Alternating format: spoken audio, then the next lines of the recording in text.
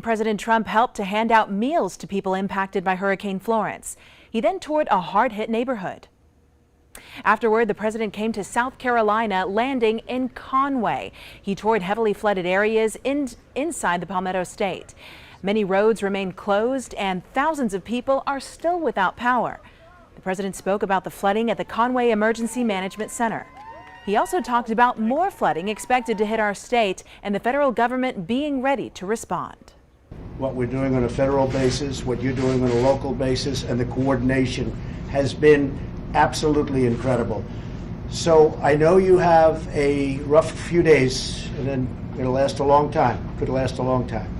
But you're going to have a rebuilding process, and we are behind you from day one.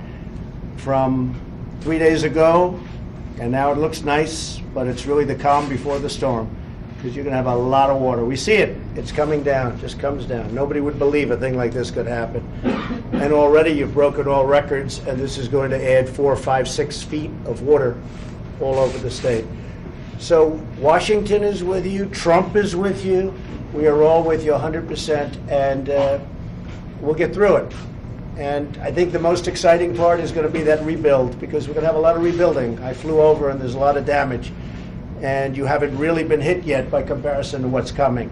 So I love South Carolina. I love this state. I'm very proud of Henry McMaster, the job he's done as your governor. And I can tell you that Tim and Lindsay and myself and Tom from the great congressman, we're all in there fighting, and it's going to work out very well. Many watched and took videos as the president's motorcade passed through Conway. Residents shared their reactions to Mr. Trump's visit with News 19's Jenna Kurzina. President Trump landed at the Conway Airport earlier this afternoon, and dozens of people lined up to see his arrival here in Conway, South Carolina, after his visit to North Carolina. And dozens of people say they are excited to see that he is here in this town, visiting some of the neighborhoods. I'm very impressed. This is a president that takes time out of his schedule to come check on the small people. He sees us out here today. We're high and dry. Monday, this place may be underwater.